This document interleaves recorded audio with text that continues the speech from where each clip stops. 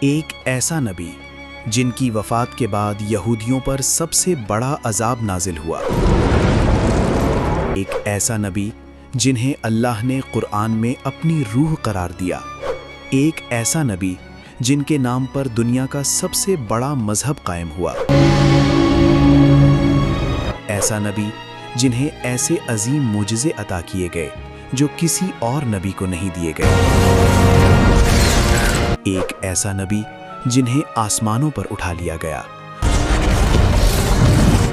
اور ایک خاص وقت پر دوبارہ اس دنیا میں واپس بھیجا جائے گا۔ ان کا نام تھا حضرت عیسیٰ علیہ السلام۔ لیکن سوال یہ ہے، آخر ایسا کیسے ہوا کہ جو انسان لوگوں کو توحید سکھانے آیا تھا، اسی کو خدا بنا دیا گیا، اور بائبل کو کس طرح تبدیل کر دیا گیا؟ آئیے اس حیران کن تاریخ کو قریب سے جانتے ہیں۔ جب بنی اسرائیل کی حالت بہت خراب ہو چکی تھی، ان کے علماء بدوا ہو چکے تھے، انہوں نے کتابوں میں تبدیلیاں کر دی تھیں اور دنیاوی فائدوں کے لیے دین کو بیچ رہے تھے۔ انہوں نے پورے دین کو اپنی مرضی کے مطابق بدل دیا تھا۔ اوپر سے اس وقت فلسطین پر رومی سلطنت کی حکومت تھی جو یہودیوں پر بہت ظلم کرتی تھی۔ وہ ان سے بھاری ٹیکس وصول کرتے تھے، اس وجہ سے ان کی حالت بہت خراب تھی۔ لیکن ان کی کتابوں میں ایک مسیحا کے آنے کا ذکر تھا جو انہیں اس ظلم سے نجات دلائے گا۔ اسی وجہ سے یہودی اس مسیحا کے انتظار میں رہنے لگے۔ وہ سمجھتے تھے کہ یہ مسیحا ایک طاقتور بادشاہ یا جنگجو کی صورت میں آئے گا، لیکن اس کے برعکس ہوا۔ ایک دن ایک پاک دامن اور نیک عورت کے پاس حضرت جبرائیل علیہ السلام ایک خوبصورت انسان کی شکل میں آئے۔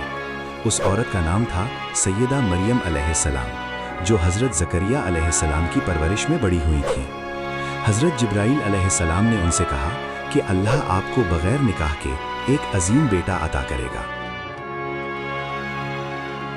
یہ سن کر سیدہ مریم بہت حیران ہوئی اور لوگوں سے دور ایک جگہ چلی گئیں۔ جب انہیں شدید درد محسوس ہوا تو وہ ایک کھجور کے درخت کے پاس چلی گئیں اور کہنے لگیں، کاش اس سے پہلے ہی مجھے موت آ جاتی۔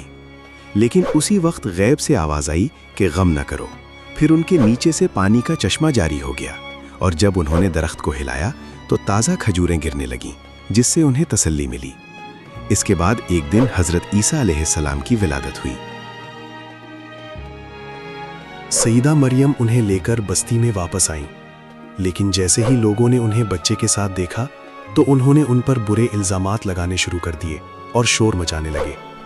یہ دیکھ کر سیدہ مریم پریشان ہو گئیں۔ اسی وقت اللہ کی طرف سے ایک معجزہ ہوا۔ ان کی گود میں موجود بچہ بولنے لگا۔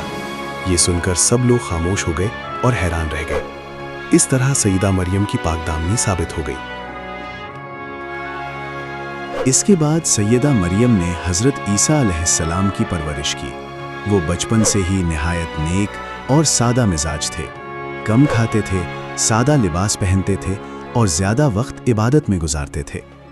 وہ مٹی کے پرندے بناتے اور اللہ کے حکم سے انہیں زندہ کر دیتے تھے۔ ان کے پاس اتنا علم تھا کہ صرف 12 سال کی عمر میں ہی وہ اس زمانے کے بڑے علماء کے ساتھ ایسی گفتگو کرتے کہ وہ حیران رہ جاتے۔ اللہ نے انہیں کئی معجزے عطا کیے تھے۔ جب حضرت عیسیٰ علیہ السلام بڑے ہوئے تو انہوں نے اللہ کا پیغام لوگوں تک پہنچانا شروع کیا۔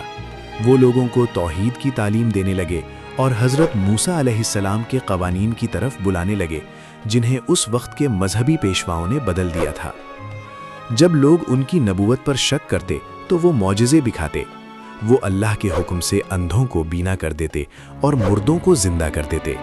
وہ مٹی کے پرندے بناتے اور ان میں پھونک مارتے تو وہ اڑنے لگتے۔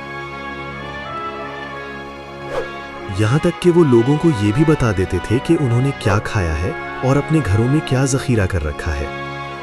ایک مرتبہ کچھ لوگوں نے کہا کہ اگر آپ سچے ہیں تو ہمارے لیے آسمان سے کھانا اتار دیں۔ تب اللہ نے ان کے لیے آسمان سے ایک عظیم دسترخوان نازل کیا اور فرمایا کہ اگر اس کے بعد بھی تم حق سے منہ موڑو گے تو تمہیں سخت عذاب دیا جائے گا۔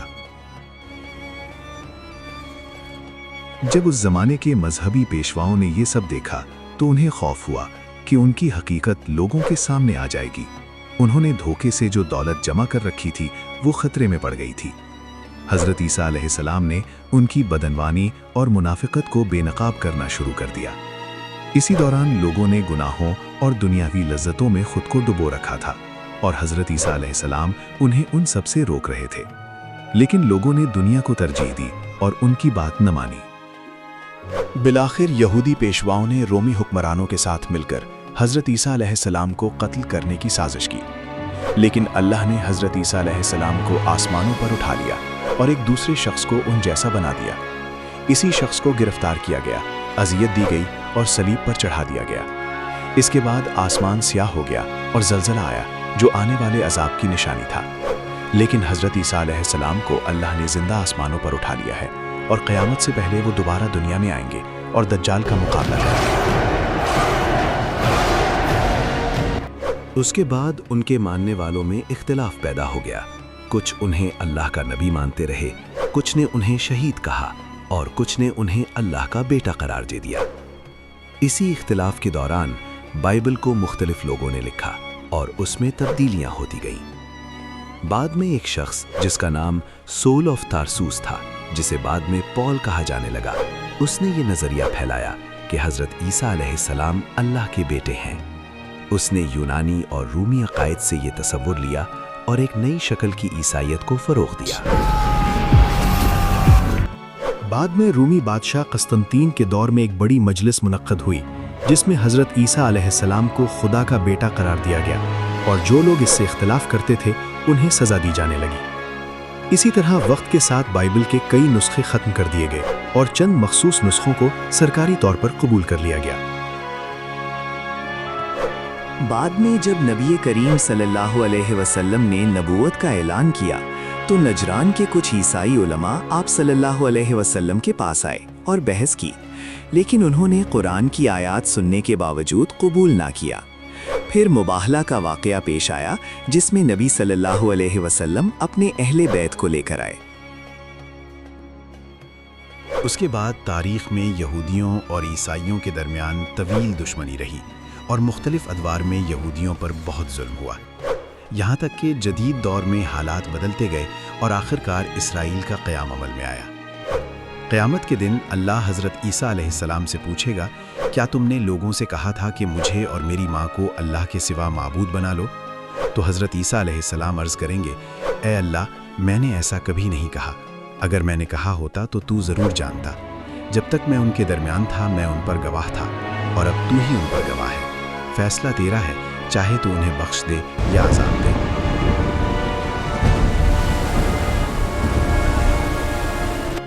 और इस वाक़े से हमें एक बहुत बड़ा सबक मिलता है। जब इंसान अल्लाह की असल तालीमात को छोड़ देता है और दीन को अपनी ख्वाहिशात और मफादात के मुताबिक बदलना शुरू कर देता है तो सच्चाई आहिस्ता आहिस्ता लोगों की नज़रों से ओझल हो जाती है। हज़रत ईसा अलैहिस्सलाम लोगों को सिर्फ एक पैगाम देने आए थे कि इबादत सिर्फ एक अल्लाह की करो, लेकिन वक्त के साथ लोगों ने उसी नबी के बारे में गलत अकायद बना लिए। यही वजह है कि अल्लाह ताला ने आखिरकार कुरान मजीद नाजिल फरमाया ताकि सच्चाई को हमेशा के लिए महफूज कर दिया जाए। तो हमें चाहिए कि हम अल्लाह की किताब और सच्चे दीन को मजबूती से थामे रखें और कभी भी दीन को अपनी ख्वाहिशात के मुताबिक बदलने की कोशिश ना करें, क्योंकि हिदायत सिर्फ उसी के लिए है जो सच को कबूल करने का हौसला रखता है।